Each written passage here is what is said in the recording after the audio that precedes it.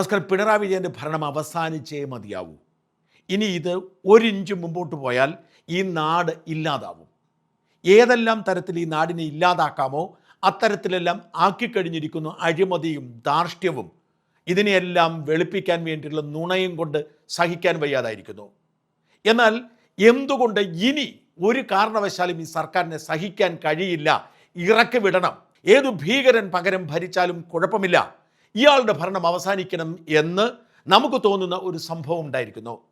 ആ സംഭവം ഒരു പാവപ്പെട്ട സാധാ പോലീസുകാരൻ്റെ ദുർവിധിയാണ്. ഏത് സാധാരണ പൗരനും ദുർവിധിയുണ്ട്. ആ ദുർവിധിയിൽ കുറച്ചെങ്കിലും പരിഗണന കിട്ടേണ്ടത് പോലീസുകാർക്കാണ്. കാരണം അവരാണ് നിയമം നടപ്പിലാക്കേണ്ടത്. എന്നാൽ പോലീസുകാരൻ്റെ ദുർവിധിയുടെ കഥ കേൾക്കൂ. ഈ പോലീസുകാരൻ്റെ പേര് മിഥുൻ എന്നാണ്. തിരുവനന്തപുരം നഗരത്തിൽ താമസിക്കുന്നു. ഈ മിഥുൻ എന്ന പോലീസുകാരൻ തൻ്റെ ഡ്യൂട്ടിയുടെ ഭാഗമായി ഉന്നത ഉദ്യോഗസ്ഥന്മാരുടെ നിർദ്ദേശപ്രകാരം അക്രമം അഴിച്ചുവിടുന്നതിന് വേണ്ടി ലാത്തി കയ്യിലെടുക്കുന്നു. രണ്ട് സംഭവമാണ് സൂചിപ്പിക്കപ്പെടുന്നത്. ഒന്ന്, വഞ്ചൂർ പോലീസ് സ്റ്റേഷനിലേക്ക് ഒരു കൂട്ടം DYFI സംഘം എത്തിയപ്പോൾ പോലീസിനെ ആക്രമിക്കുന്ന സാഹചര്യമുണ്ടായപ്പോൾ AR ക്യാമ്പിൽ നിന്നും മിഥുനെ വിളിച്ചിരുന്നു. മിഥുനും ആ സംഘത്തിലുണ്ടായിരുന്നത്. ആദ്യത്തെ വിഷയം അതാണ്. അതിനുശേഷം ശംഖുമുഖത്ത് ഇക്കഴിഞ്ഞ ന്യൂ ഇയർ ആഘോഷത്തിൽ SFI പിള്ളേർ കഞ്ചാവടിച്ച് വിളയാൻ വേണ്ടിയെത്തി. അവിടെയും അതിക്രമമുണ്ടായി. പോലീസിൻ്റെ സഹായം തേടി AR ക്യാമ്പിലുള്ള പോലീസുകാരൻ കൂടെ പോയി തൻ്റെ ഡ്യൂട്ടി ചെയ്തു. ഇത് ചില കുട്ടി സഖാക്കൾക്ക് സുഖിച്ചില്ല. ഇയാളുടെ പിന്നാലെ നടന്ന് ശല്യം ചെയ്യുകയാണ്. ഇയാൾക്ക് ഡ്യൂട്ടി ചെയ്യാൻ കഴിയില്ല. എവിടെ ചെന്നാലും ഈ പോലീസുകാരനെ ടാർഗറ്റ് ചെയ്ത് ഉപദ്രവിക്കും. ഒടുവിൽ ഇയാൾക്ക് മെഡിക്കൽ ലീവും മറ്റും കൊടുക്കുന്നു. അല്ലാതെ നിവൃത്തിയില്ല. കാരണം അയാൾക്ക് ഡ്യൂട്ടി ചെയ്യാൻ കഴിയില്ല. മെഡിക്കൽ ലീവ് എടുത്ത് അയാൾ വീട്ടിൽ നിൽക്കുക. കാരണം പോലീസ് തന്നെ ഇൻ്റലിജൻസ് റിപ്പോർട്ട് കൊടുത്തു, ഇയാളെ സൂക്ഷിക്കണം, ഇയാളെ സൂക്ഷിച്ചില്ലെങ്കിൽ ഇയാൾക്ക് അടി കിട്ടും. അടി കിട്ടുന്നവരെ പിടിച്ച് അകത്തിടാനല്ല, ഇൻ്റലിജൻസ് പറഞ്ഞു അതുകൊണ്ട് ഇയാളെ സൂക്ഷിക്കണം. അതുകൊണ്ട് എന്ത് ചെയ്തു, ഇയാളൊരു ഡ്യൂട്ടിക്കിടാതെ അവിടെയും ഇവിടെയും ഒളിച്ചും പാത്തും ഈ ഡ്യൂട്ടി ചെയ്ത മനുഷ്യനെ കൊണ്ടു നടക്കേണ്ടി വന്നു. ഇയാൾ തൻ്റെ വീട്ടിലെ ഒരു ചടങ്ങിന് വേണ്ടി സഹോദരിക്കൊപ്പം തിരുവനന്തപുരത്തെ മാൾ ഓഫ് ട്രാവൻകൂറിൽ ചെല്ലുകയാണ് സാധനങ്ങൾ വാങ്ങാൻ. പിന്നാലെ എത്തി ഈ SFI ഗുണ്ടാ സംഘം ആക്രമിക്കുകയാണ്. പിന്നാലെ നടന്ന് ചൊറിഞ്ഞ് തെറി വിളിച്ച് പ്രകോപിപ്പിച്ച് ആക്രമിക്കുകയാണ്. ആക്രമത്തെ തടയാൻ അയാൾ ശ്രമിക്കുന്നു. ആ വീഡിയോ ദൃശ്യം കണ്ടിട്ടില്ലാത്തവർ സൂക്ഷിച്ചു കാണുക. ഇതിന്റെ ക്ലൈമാക്സ് ഞാൻ ഇതുവരെ പറഞ്ഞിട്ടില്ല. കണ്ടതിന് ശേഷം കേൾക്കുന്നത് തുടരുക.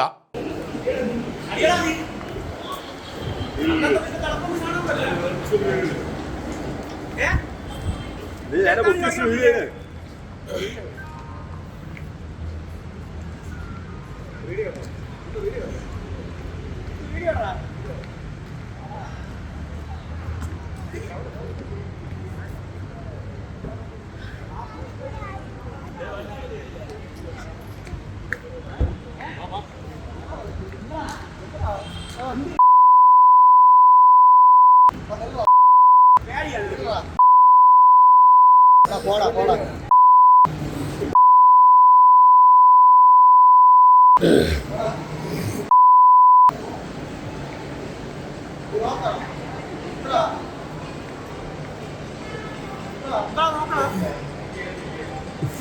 പഠിക്കണ്ടേ?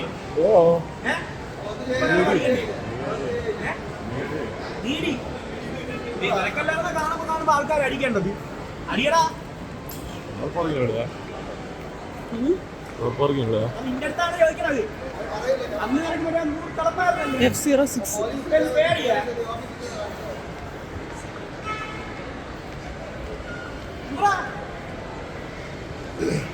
അന്ന് നിനക്ക് ഭയങ്കര ഉറപ്പായിരുന്നല്ല. ഇപ്പൊ നിന്റെ ഉറപ്പ് തൊലിച്ചു പോയാ.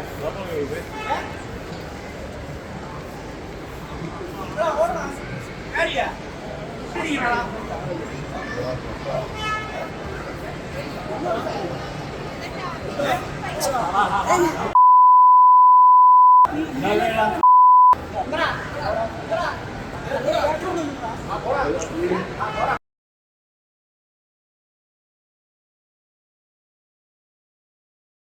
നമ്മൾ എന്താണ് പ്രതീക്ഷിക്കുന്നത്? ഒരു പോലീസുകാരൻ തൻ്റെ ഡ്യൂട്ടി ചെയ്തതിൻ്റെ പേരിൽ അയാളെ പിന്നാലെ നടന്ന് ആക്രമിക്കുന്ന സംഘം ഇത് അയാൾ സ്വകാര്യ ആവശ്യത്തിന് വേണ്ടി എത്തിയപ്പോൾ അയാളുടെ സഹോദരിക്കൊപ്പം നിന്നപ്പോൾ ആക്രമിച്ചതിൻ്റെ പേരിൽ ജാമ്യമില്ലാത്ത വകുപ്പ് ചുമത്തി അറസ്റ്റ് ചെയ്യുമെന്നാണ്. ചെയ്തില്ല. രേവത് സുജിത്ത് എന്ന് പേരുള്ള 2 SFIക്കാരെ പ്രതി ചേർത്ത് ജാമ്യമുള്ള വകുപ്പിട്ട് ഒരു കേസെടുക്കുന്നു. പക്ഷെ മിഥുൻ എന്ന പോലീസുകാരനെതിരെയും അയാളുടെ സഹോദരിക്കെതിരെയും ജാമ്യമില്ലാ വകുപ്പ് അനുസരിച്ച്, അതായത് മാരകായുധങ്ങൾ ഉപയോഗിച്ച് പാവപ്പെട്ട SFA-കാരെ ആക്രമിച്ചു എന്ന പേരിൽ പോലീസ് കേസെടുക്കുന്നു. വഞ്ചിയൂർ പോലീസ്. വിശ്വസിക്കാൻ കഴിയുമോ? പോലീസുകാരനാണ്, ഡ്യൂട്ടി ചെയ്തതിന് ആക്രമിക്കപ്പെട്ടതാണ്, പിന്നാലെ നടന്ന് ആക്രമിക്കുകയാണ്. എന്നിട്ട് പോലീസുകാർ കേസെടുത്തത് ഇയാളെ പ്രതിയാക്കി ജാമ്യമില്ലാ കേസും അപ്പോൾ തന്നെ ഊരിപ്പോകാവുന്ന തരത്തിൽ ആക്രമികൾക്കെതിരെയും കേസെടുത്തു. എങ്ങനെ വിശ്വസിക്കാൻ കഴിയും? ഇതാണ് ഈ നാടിൻ്റെ അവസ്ഥ. അതായത് ഇവിടെ മര്യാദയ്ക്ക് ജീവിക്കുന്ന മനുഷ്യന് ജീവിക്കാനേ കഴിയില്ല, മര്യാദയ്ക്ക് തന്നെ ഡ്യൂട്ടി ചെയ്യുന്ന പോലീസുകാരന് ചെയ്യാൻ കഴിയില്ല. എനിക്കെതിരെ അനേകം കള്ളക്കേസുകൾ നിരന്തരം, നമ്മളൊരു പരിസരത്ത് കൂടി പോകേണ്ട കേസാണ്. എപ്പോഴാണ് പുതിയ കേസ് വരുന്നതെന്ന് അറിയില്ല. കേസ് വന്നാൽ ഉടൻ ജാമ്യമില്ലാ വകുപ്പ് ഇട്ടിട്ട് അറസ്റ്റ് ചെയ്യാൻ ഓടി നടക്കുകയാണ്. കഴിഞ്ഞ 2 ആഴ്ച എനിക്ക് മാറി നിൽക്കേണ്ടി വന്നു 2 കള്ളക്കേസ് എൻ്റെ മേൽ ചുമത്തിയിട്ട്. ഇത്തരത്തിൽ നിരന്തരം ആക്രമിക്കും. ഇതിലൊന്നും അത്ഭുതമില്ല. കാരണം കമ്മ്യൂണിസ്റ്റ് ഭീകരത, വൃത്തികേട് വിളിച്ചു പറയുന്നവനെ ഇല്ലാതാക്കാൻ അവരെന്തും ചെയ്യും. പക്ഷേ പോലീസുകാരൻ്റെ അവസ്ഥ ഇതാണെങ്കിലോ? ഈ കള്ളക്കേസ് എടുക്കാൻ ഏമാന്മാർ പറയുന്നത് കേട്ട് ചെയ്യുന്ന പോലീസുകാരൻ്റെ അവസ്ഥ ഇതാണെങ്കിലോ? അയാളെ ആക്രമിച്ചവർക്കെതിരെ ഒരു കുഴപ്പവുമില്ല. ഈ ആക്രമിക്കപ്പെട്ട ഈ പോലീസുകാരനെതിരെയും അയാളുടെ സഹോദരിക്കെതിരെയും കേസെടുത്തിരിക്കുന്നു ജാമ്യമില്ലാ വകുപ്പിൽ. ഈ വൃത്തികെട്ട സംവിധാനം തുടരണോ? ഇതാണ് ഏറ്റവും പ്രധാനപ്പെട്ട ചോദ്യം.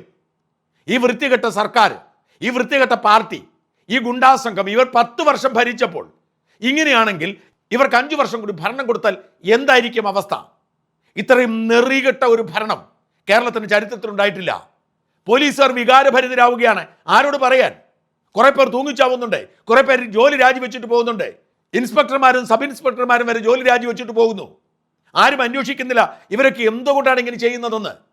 ഇതാ ഒരു പോലീസുകാരുടെ സംഘത്തിൽ വികാരഭരിതനായി ഒരു പോലീസുകാരൻ പറയുന്ന വാക്കുകൾ കേൾക്കൂ. നിങ്ങളെല്ലാവരും ഗഗനമായി ചിന്തിക്കണം. ഈ പോലീസുകാരന് എയർ ക്യാമ്പിലെ മിഥുൻ എന്ന് പറഞ്ഞൊരു പോലീസുകാരനാണ്. അപ്പോൾ അവൻ്റെ ജോലി ചെയ്തു. മുന്നേ ഒരു സമയത്തിന് SI അവിടെ ആരെ പേട്ട സ്റ്റേഷനിലോ വഞ്ചൂർ സ്റ്റേഷനിലോ അദ്ദേഹത്തിൻ്റെ ഡ്യൂട്ടിയുടെ ഇടയിൽ ഡിഫിക്കാരോ പെറ്റിയടിപ്പിച്ചു. ആ ഇതിൽ പെറ്റിയടിച്ചതിൻ്റെ വിഷയത്തിൽ അവർ കൂട്ടം കൂടി സ്റ്റേഷനിലോട്ട് ആക്രമിക്കാൻ വന്നപ്പോൾ ഈ പോലീസുകാരന് ARI നമ്മുടെ ഡ്യൂട്ടിക്ക് പോയി. ഇതാണ് അവൻ ചെയ്ത കുറ്റം, ആദ്യത്തെ അവൻ ചെയ്ത കുറ്റം. അതിനുശേഷം അവന് ഒരിടത്തും ഡ്യൂട്ടിക്ക് പോകാൻ പറ്റുന്നില്ല. അന്ന് ഒരിടത്തും. അതിനുശേഷം ഇവരന്ന് അടിച്ചിറക്കി അവർ സ്റ്റേഷനിൽ നിന്ന് പറഞ്ഞു വിട്ടു. ഇതിൽ ഇവനും ഉണ്ടായിരുന്നു. ഇവൻ്റെ മുഖം ഇവർ നോക്കി വെച്ചു. അതിനുശേഷം ഇവന് ഒരിടത്തും പോകാൻ പറ്റുന്നില്ല. ഇവൻ ഒരിടത്തും പോകാൻ കഴിഞ്ഞ കമ്മീഷണറായിരുന്ന സിറ്റി കമ്മീഷണറായിരുന്ന അദ്ദേഹം ഇവനെ ഡ്യൂട്ടിക്കൊന്നും വെളിയിൽ ഇരുണ്ട. ആലോചിച്ച് നോക്കണം പോലീസുകാരൻ്റെ അവസ്ഥ. സ്പെഷ്യൽ ബ്രാഞ്ച് എന്തോ ഇത് പറഞ്ഞതിൻ്റെ പേരിൽ അവനെ വെളിക്കൊന്നും ഡ്യൂട്ടിക്കൊന്നും ഇരുണ്ട എന്ന് പറഞ്ഞു. ശരി, അവന് സിറ്റിയിൽ ഇറങ്ങി നടക്കുന്നുണ്ട്. അവൻ്റെ വീട് സിറ്റിയിലാണ്. ഈ ഗ്രൂപ്പിലുള്ളവർ ആ സീൻ ഒന്ന് കാണണം. നിങ്ങൾ ആ സീൻ ശ്രദ്ധിക്കണം. ആ പോലീസുകാരൻ നാണം കെട്ട് ഓടി ഒളിക്കുകയാണ് ചെയ്യുന്നത്. അപ്പോൾ അവൻ്റെ ഭാര്യയോട് സഹോദരിയോട്, അതാരെന്നറിയില്ല, ഒരു പെണ്ണിൻ്റെ സൗണ്ട് കേൾക്കുന്നു, അവൻ്റെ സഹോദരി അല്ലെങ്കിൽ ഭാര്യ. അവരോടൊപ്പം അവൻ ആ മാളിൽ വന്നിട്ട് ഈ പറയുന്ന SFI-കാരന്മാരെന്ന് പറഞ്ഞാൽ അവന്മാർ ബാക്കിൽ കിടന്ന് തള്ളയ്ക്ക് വിളിക്കുകയും അടിക്കാൻ പോകുമ്പോൾ അവൻ ഓടി ഒളിക്കുകയാണ് ചെയ്യുന്നത്. അവൻ പോലീസുകാരനെന്ന് അവിടെ നിൽക്കുന്ന എല്ലാവർക്കും മനസ്സിലായി. യവന്മാർ വിളിക്കുന്ന ചീത്തയും പോലീസുകാരനെന്ന് പറഞ്ഞുകൊണ്ട് വിളിക്കുകയാണ്. അപ്പോൾ അവൻ ഓടി ഒളിക്കുകയാണ് ചെയ്യുന്നത്. അവൻ്റെ ജീവൻ കൊണ്ട്, ജീവൻ മാത്രമല്ല അവനൊരു നാണക്കേട്, അവൻ്റെ ഭാര്യ അല്ലെങ്കിൽ സഹോദരിയുടെ മുമ്പ് വെച്ച് വേറൊരു സിറ്റുവേഷൻ ഉണ്ടാവണ്ട. അതുകൊണ്ട് ഓടി ഒളിച്ചു. ഓടി ഒളിച്ച് അവനെ ബേക്കിലേ നടന്നവന്മാർ എത്രയും ദൂരെ, എത്രയും മീറ്റർ ഇവൻ്റെ ബേക്കിൽ കിടന്ന് ശല്യം ചെയ്ത് അവസാനം അവനെ അടിച്ചു. എന്നിട്ട് ഇപ്പോൾ അടിച്ചിട്ട് അവനെതിരായിട്ട് FIR ഇടുന്നു എന്ന് പറയുന്നു. ഈ പറയുന്ന അവർക്കെതിരെ കേസെടുത്തു. അതിന് കഴിഞ്ഞ് 1 മണിക്കൂറിന് ശേഷം ആരോ ഒക്കെ വിളിച്ചു പറഞ്ഞു എന്ന് പറഞ്ഞുകൊണ്ട് അവനെതിരെ FIR എന്ന്. എന്ത് അവസ്ഥയെന്ന് ആലോചിച്ച് നോക്ക്. ഈ പോലീസുകാരൻ്റെ കൈകാലുകളെ കെട്ടിവെക്കുന്ന അവസ്ഥയല്ലേ ഇത്? ഡ്യൂട്ടി ചെയ്തിട്ടും അവൻ്റെ കൈകാലുകളെ പിടിച്ച് പുറകെ കെട്ടിവെക്കുന്ന അവസ്ഥയല്ലേ? നമ്മൾ എവിടെ ഡ്യൂട്ടിക്ക് പോകുമ്പോഴും നമ്മളെ മേലധികാരികൾ പറയുന്നതും ആ സിറ്റുവേഷൻ അനുസരിച്ച്, സാഹചര്യം അനുസരിച്ച് നമ്മൾ ജോലി ചെയ്യും. ആ ജോലി ചെയ്തതിനു ശേഷം നമ്മൾ ഇതുപോലത്തെ ഒരു സിറ്റുവേഷനിൽ നമ്മൾ അഭിമുഖീകരിക്കുന്നു വന്നാൽ എന്ത് അവസ്ഥയാണെന്ന് ആലോചിച്ച് നോക്കി. നിങ്ങൾ ചിന്തിക്കണം. അവൻ്റെ വീട് സിറ്റിയിലാണ്. അവൻ്റെ ഭാര്യയായിട്ട്, അവൻ്റെ സഹോദരിയായിട്ട്, അവൻ്റെ കുഞ്ഞുങ്ങളായിട്ട്, അല്ലെങ്കിൽ അവൻ്റെ അമ്മയായിട്ട് അവന് സിറ്റി ഇറങ്ങി നടക്കണ്ടേ? അതിനുശേഷം അവന് ഡ്യൂട്ടിക്ക് എവിടെ പോയാലും, ഈ ഡ്യൂട്ടി അല്ല വേറെ ഏത് ഡ്യൂട്ടിക്ക് പോയാലും, ന്യൂ ഇയർ ഡ്യൂട്ടിക്ക് പോയി, ന്യൂ ഇയർ ഡ്യൂട്ടിക്ക് പോയപ്പോൾ യോമർ വളഞ്ഞിട്ട് തള്ളയ്ക്ക് വിളിയായിരുന്നു. അമ്മയെ ചേർത്ത് ചീത്തവിളിയോട് ചീത്തവിളിയായിരുന്നു. ഒന്ന് ആലോചിച്ചു. യോമർ വളഞ്ഞിട്ട് ചീത്തവിളിയായിരുന്നു. അന്നും അവൻ അവിടുന്ന് തടി തപ്പിഞ്ഞ് പോന്നു. ഇന്നിപ്പോൾ അവൻ്റെ കുടുംബത്തോടൊപ്പം, ഭാര്യയോട്, സഹോദരിയോടൊപ്പം അവൻ ഈ മാളിൽ പോയി. അവന് പോണ്ടേ?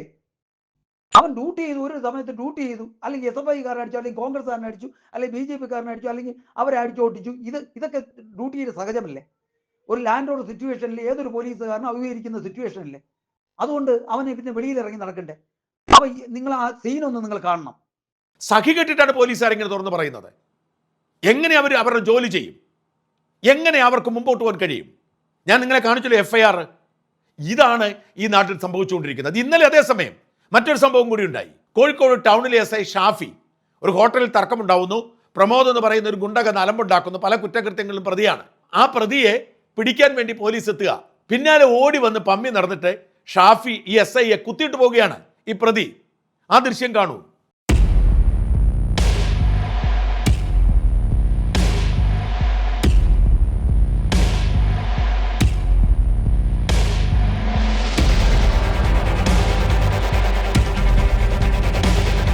ഇപ്പോൾ ആ ഷാഫിക്ക് പേടി കാണും, നാളെ ഷാഫിയാണ് കുത്തിയത് പ്രതി എന്ന് പറഞ്ഞു കേസെടുത്തുനിന്ന് വരും. പോലീസുകാരുടെ അവസ്ഥയാണ് ഈ പറയുന്നത്, മനുഷ്യൻ സാധാരണക്കാരുടെ അവസ്ഥയല്ല. ഒരർത്ഥത്തിൽ പറഞ്ഞാൽ മിഥുൻ എന്ന പോലീസുകാർ ഭാഗ്യവാനാണ്. SFI സംഘത്തിനൊപ്പം ഒരു പെൺകുട്ടി കൂടി ഉണ്ടായിരുന്നെങ്കിൽ സ്ഥിതി എന്തായിരുന്നു? ബലാത്സംഗ കേസിൽ പ്രതിയാകുമായിരുന്നു. അവരെ ആക്രമിച്ചു കൊല്ലാൻ ശ്രമിച്ചു എന്ന് കേസെടുക്കാൻ ഈ പോലീസിന് നാണമില്ലെങ്കിൽ പിന്നെ ബലാത്സംഗ കേസെടുക്കാനോ നാണമില്ലാത്തത്? വലിച്ചു കീറിക്കൊണ്ട് എന്നെ പീഡിപ്പിച്ചെന്ന് പറയാൻ ഒരു നാണവുമില്ലാത്ത കുറേ സഖാത്തികൾ ഉണ്ടല്ലോ. പരീക്ഷയ്ക്ക് കോപ്പി അടിച്ചതിന് പിടിച്ചതിന് ആ പിടിച്ച അധ്യാപകൻ ബലാത്സംഗം ചെയ്തു പറഞ്ഞ് കേസ് കൊടുത്തവരാണ് ഈ പാർട്ടിക്കാരെ. അയാൾ ജയിലിൽ കിടന്നു 3-4 വർഷം. എന്നിട്ട് ഒടുവിൽ തെളിവില്ല.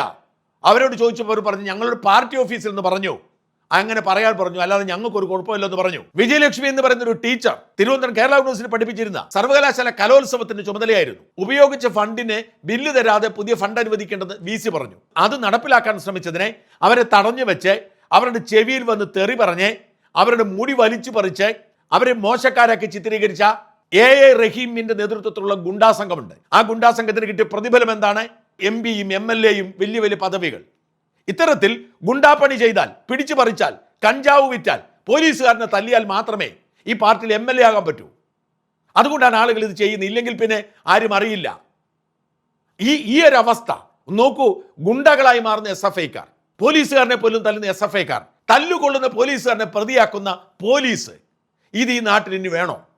ഇതൊറ്റ ചോദ്യം മാത്രമേ പ്രിയപ്പെട്ട പ്രേക്ഷകരെ എനിക്ക് നിങ്ങളോട് ചോദിക്കാനുള്ളൂ. ഇങ്ങനെ പോലീസിനെ മാറ്റുന്ന ഒരു സർക്കാർ, ഇങ്ങനെ ജനങ്ങളെ കൈകാര്യം ചെയ്യുന്ന ഒരു പാർട്ടി നമുക്ക് വേണോ? വേണ്ട വേണ്ട വേണ്ട. ഈ ഭരണം അവസാനിച്ചേ മതിയാവൂ. ഈ നാട്ടിൽ മര്യാദയ്ക്ക് ജീവിക്കുന്ന ഒരു മനുഷ്യനും ഇനി മുമ്പോട്ട് പോകാൻ കഴിയില്ല. ഈ നാട്ടിലെ സകല സംവിധാനങ്ങളും തച്ചുടയ്ക്കും. ഈ വൃത്തികെട്ട ജന്തുക്കളെ, നെറികെട്ട ജന്മങ്ങളെ തുരത്തി ഓടിക്കാൻ സമയം അതിക്രമിച്ചിരിക്കുന്നു.